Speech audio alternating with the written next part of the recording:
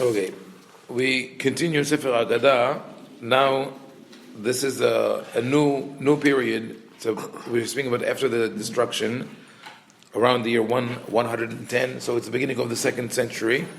And yesterday, remember, I mentioned that the rabbis performed some kind of a coup d'etat, of a revolution, taking the leadership from the Kohanim, from the priests, even when the temple was still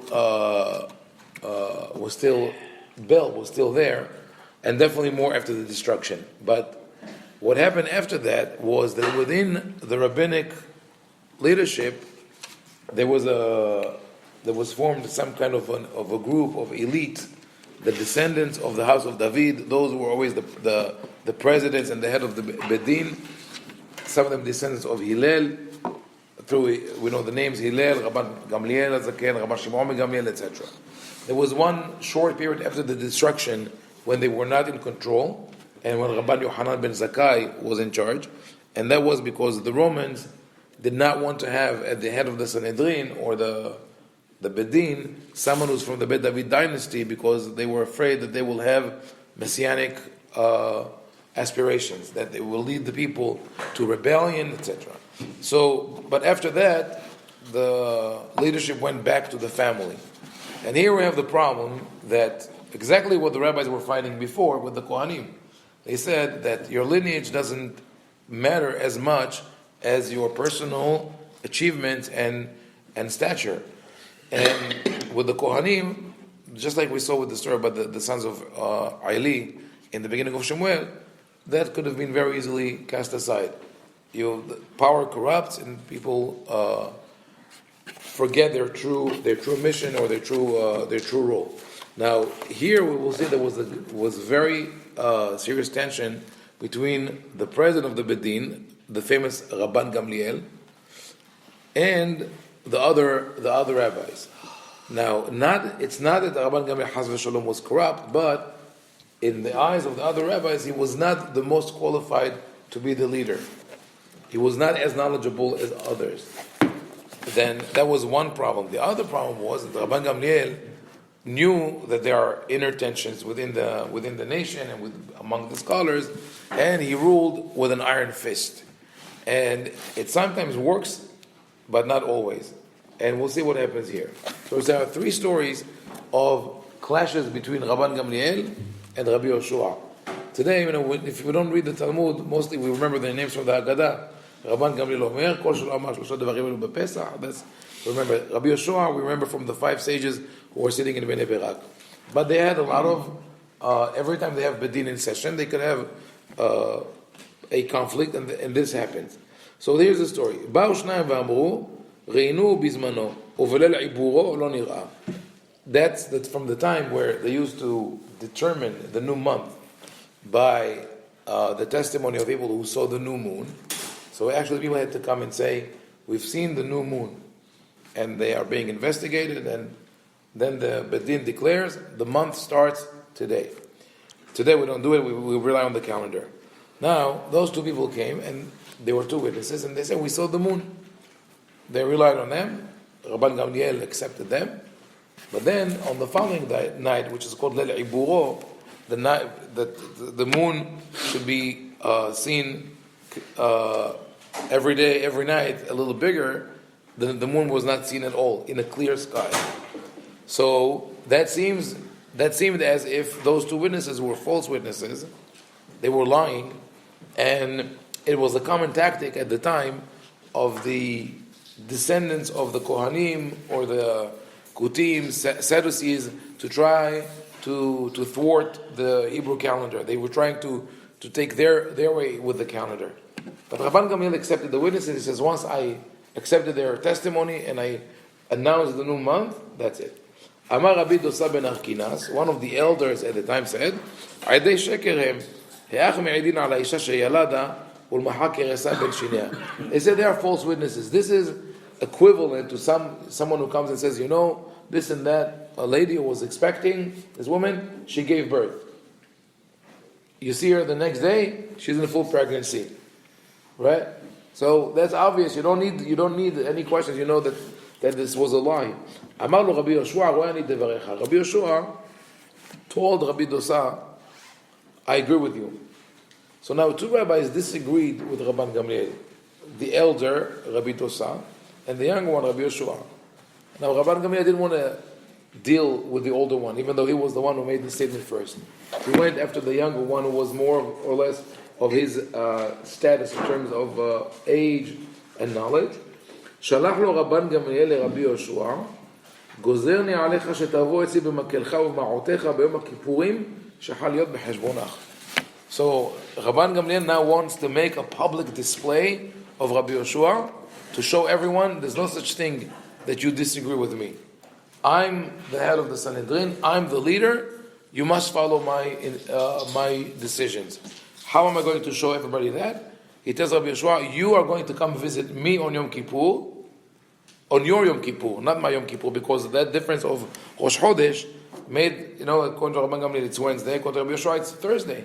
Now, Rabban Gamliel knew that Rabbi Yoshua could follow him publicly, but his own decisions privately. He says, I'm not going to let you do that. You're going to come to me walking from your house with your staff, with your carry-on, like ma'otecha, they had like a wallet, like a bag that they would carry their stuff in, on Yom Kippur. On your Yom Kippur, you're going to come over to me. And that will be to show everyone that I am right and you're wrong. Rabbi Yoshua, of course, was very saddened by that. He didn't want to do that. So Rabbi Akiva went to visit him. That's interesting, by the way, the story. It's like you're being brought into the house or the Bet Midrash of these people, of these rabbis, right? So Rabbi Akiva went to visit him, and he sees that he's very sad. He says, "Why are you sad?" He says, "I'm going to transgress my Yom Kippur." So Rabbi Akiva told him, he brought a pasuk, "Asher tikru otam b'mo'adam," that God says, you will determine the new moon and the holidays. And he says, therefore, it doesn't really matter where the real moon is, or when was it seen, but rather, it's up to the Bedin. Once the Bedin decided today is the first of Tishrei, that's it. You don't have to worry. So he accepted it, and he went, and he visited Rabban Gamliel, and Rabban Gamliel stood up and kissed him, and he says, Bo b'shalom, Rabbi v'talmidi, he says, welcome my master and disciple. It's like now Rabban Gamliel shows some kind of acceptance. He says, you are my master because you're wiser than me, but you are my disciple because you've accepted my words, and thank you so much for listening to me, etc. That was the first story. Fine, okay, so now it was registered. Let's put it this way. The next story was this. Rabbi Tzadok היה לו בכור, הטיל לו שעורים בסל נצרים של ערבה כלופה. According to halacha, the firstborn should be given to the Kohen. But after the destruction of the temple, the firstborn of the animal. We're not talking about after the destruction of the temple, there was nothing you could do with it. You cannot give it to the Kohen. So you had to let it graze until it dies. You can't touch it. Unless there's a blemish. If there's a blemish, the Bechor has some kind of a disease or a blemish, then you could slaughter it and eat it because it lost its status of sanctity.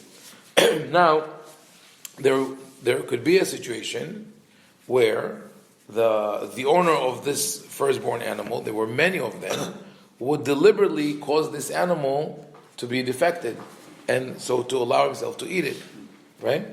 How do you know whether it did it deliberately or not? You don't know. Therefore, in any case that they bring, if this animal was reviewed when it was born and was declared wholesome, and that's it. No matter what happens later on, it still retains this status. Because if it becomes blemished or sick, we suspect the owner that he did it deliberately.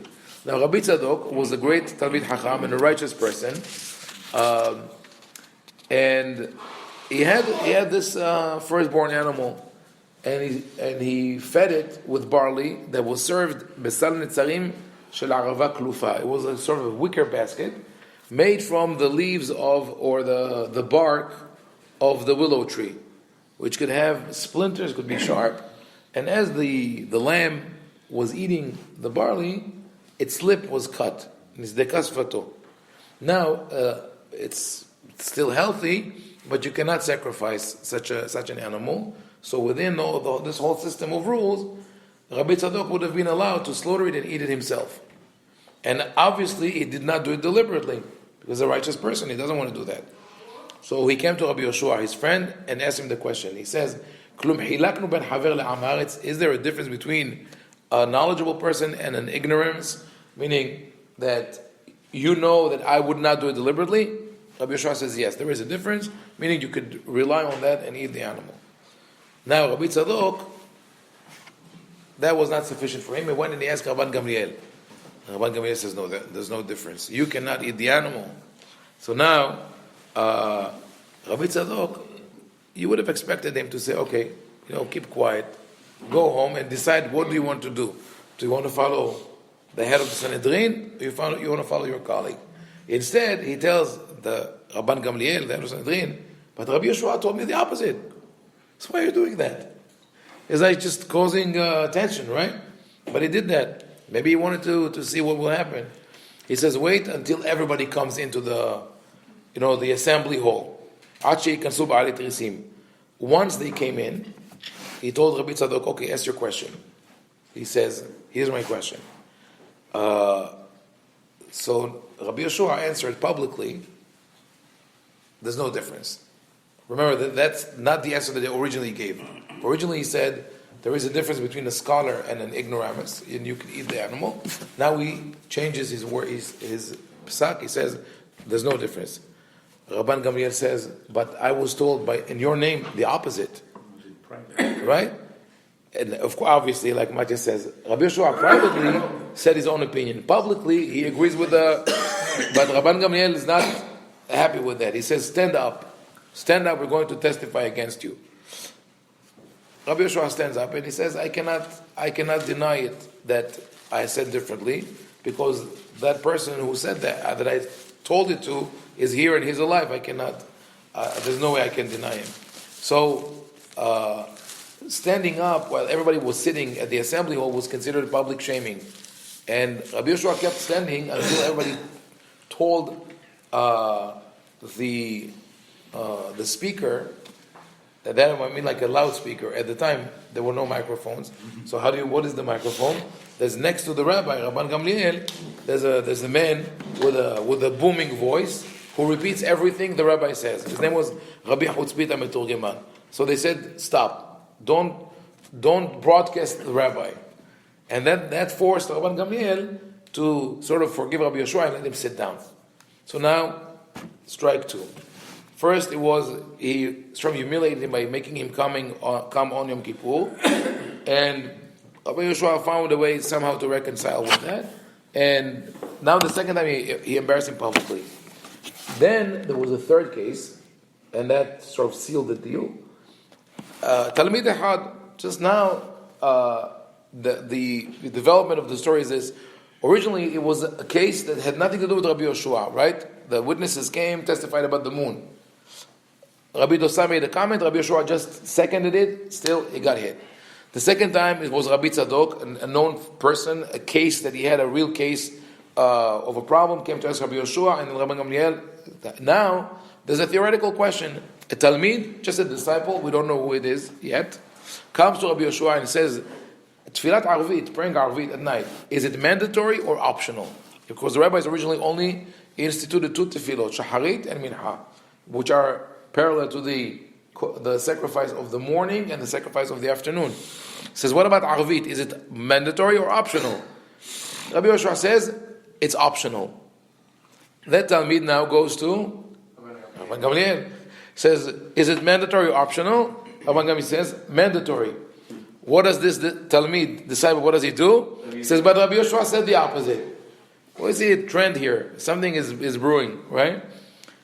Rabban Gamliel, okay, he says, wait, let everybody come into the Bet Midrash, into the assembly hall, and then you ask your question. So, they all got in, they all sit down. Rabban Gamliel tells the Talmid, what is your question? He says, I want to know if Arvit is mandatory or optional. So Rabban Gamliel says, it is mandatory. And now he turns to the rabbis who are there, and he says, does anyone here disagree with me? One person says, and that's Rabbi Yoshua, no, we all agree with you. Rabban Gamliel tells him, how can you say that? I was told that in your name that you said the opposite. Stand up. Again, the whole thing. Now Rabbi Yoshua stands up and says, אלמלא אני חי והוא מת, יכול החי להכחיש את המת. עכשיו שאני חי והוא חי, איך יכול החי להכחיש את החי? He says, if I were alive and he was dead, he's pointing at the Talmid who asked him the question, I would have said that it's a lie, that I didn't say that. But now we're both alive, I cannot. And the implication is that it would have been a kosher lie. Yes. And also the implication is that he would have wanted this person to die because he was so upset. Right? Because it was very upset. He didn't want to. Right. Wrong. Right. So what happens now? היה רבן גמליאל יושב ודורש, ורבי יהושע עומד על רגליו. He kept standing, and Rabbi Gamliel keeps giving the class or teaching. Finally, the same thing happened. The people told the loudspeaker, Chutzpit, stop. And he stopped. And then, Amru le Rabbi Zinon Hazan, this is something that doesn't appear in the Gemara, it's from a different section. They told the Hazan, who was the